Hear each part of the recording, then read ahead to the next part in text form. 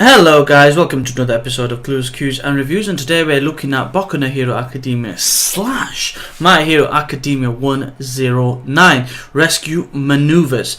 So for those who haven't seen or read about Boku no Hero Academia or My Hero Academia, where have you been? But in any case, it's based around a series where the majority of the world have developed quirks or special powers, and it's to do with the path of a character called Izuku Midoriya in his goal to become a hero, like the number one hero, All Might. Inheriting his power, he is now on his quest to become that, and this has led us up to the provisional license. So this is a license granted to those people that are on the way to become pro heroes, and it allows them in emergency situations to become active heroes, able to exhibit their powers as and when needed in emergency.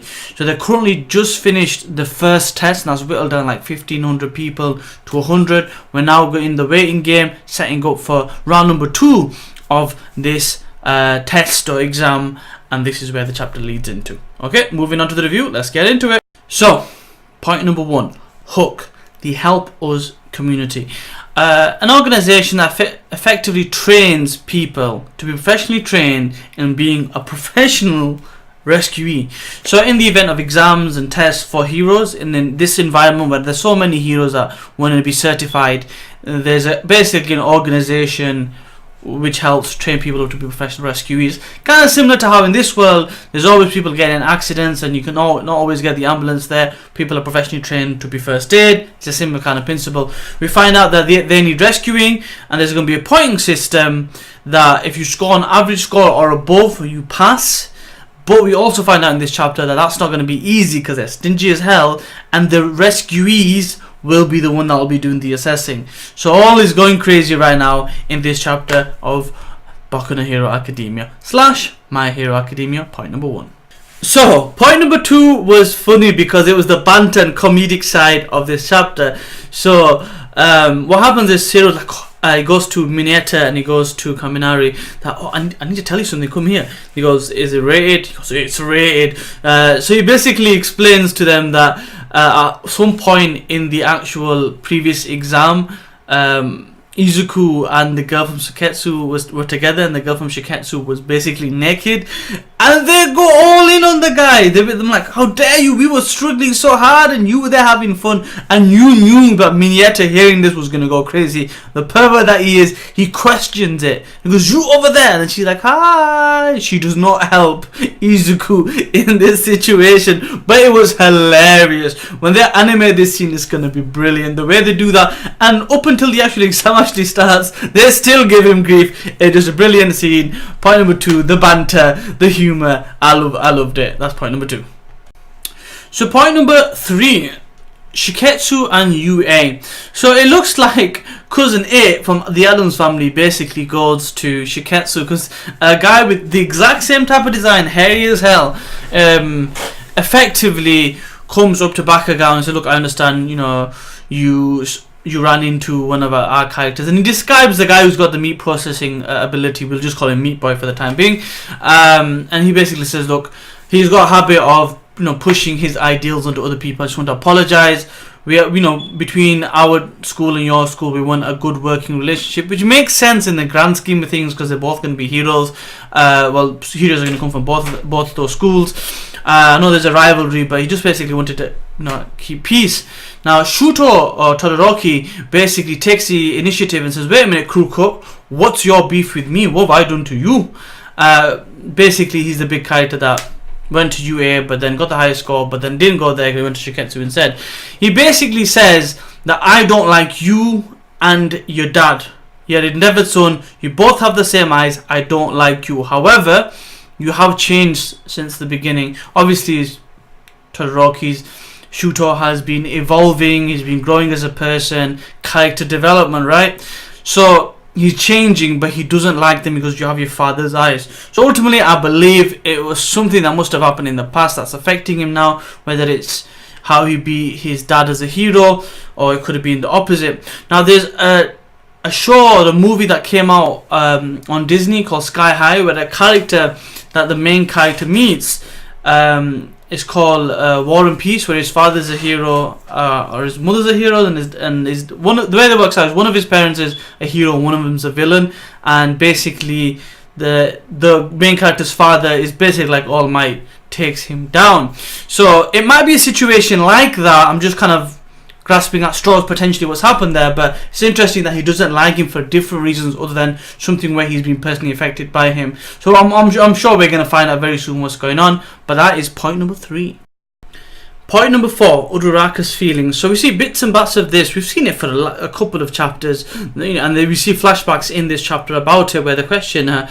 They talk about her having feelings for somebody, and she gets all embarrassed by the idea. And you can see in this chapter, before the second stage of the actual exam's meant to start, she wants to say something about it, but the exam starts, she doesn't get a chance, and basically she sees him again in the actual exam, and she goes, look, one of the reasons why I admired you is your tenacity to push forward regardless and do what you need to do. I still want to follow that, but these feelings I need to suppress. So that's confirmation of that. Whether he feels the same way, I don't know. I could see him easily doing that, but he's a geek, so he might not be able to read between the lines, and he doesn't, at this moment in time, Izuku Midoriya doesn't think that he's a chick magnet, that he can attract girls. He's a geek. He's happy talking to a girl, pretty much. He doesn't really know anything beyond that, because he's basically a super geek, but the coolest mindset ever for a main character, because he's down to earth. He doesn't think much of himself, even with All Might's power.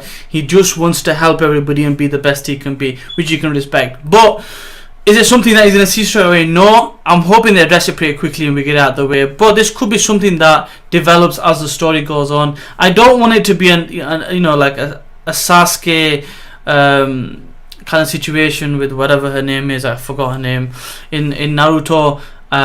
Sakura. Yeah, that thing going on. I hope it's something that gets resolved, but something that blossoms, in year 2, year 3, however long this series goes. But that's point number 4.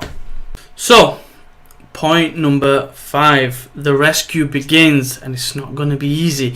So naturally the circumstances have been explained. The scenario is terrorists have taken over the area, and they're doing like citywide destruction. It's their job to basically deal with the situation till the first aid and emergency services arrive. So they all take care of the situation.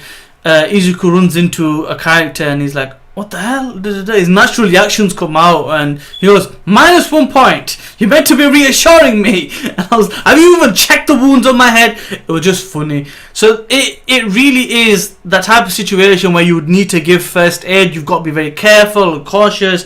Is the person that needs rescuing breathing? Does he have any cuts, any broken bones? Them type of things. But sometimes when you're thrown into it, you don't really react like that, and your natural tendencies come out. Now Izuku has probably the best example for somebody to be a rescuer. All Might, right? He was number 1 for a reason. He was the hero for a reason, and he thinks about it. He was always reassuring, the ultimate good guy, the ultimate hero, like the classic Golden Age comic hero, like the Supermans and so on and so forth. So he's got that. So the first thing you could think about him saying, look, everything's going to be okay. What made that funny, though, was the guy he was rescuing, he did all his bandage work and everything, and he goes, everything's going to be okay. Everything's going to be okay. And he's running, he goes, is that all you're going to tell me? Everything's going to be okay? It was just funny to see, because it just naturally bounced off everything that was going on. He was reacting naturally. He was trying to be helpful. That guy was being strict, and he was giving him it was just funny. But there's going to be a spanner in the works. We see a footprint of someone there that's going to be an obstacle for his success, and that's how the chapter ends. It easily looks like that guy from Shiketsu. I'm hoping it isn't that straightforward. I'm hoping it's something completely different. Some other heroes are maybe acting as villains to see what they do in that testing environment. I'm hoping it's something like that. Hopefully nothing too straightforward, and let's enjoy next week when it comes. So that's ultimately my review. Hope you enjoyed the chapter. Hope you enjoyed the bands. The Mignetta thing was funny. The rescue was funny as well. Can't wait for next chapter. Hope you enjoy my reviews.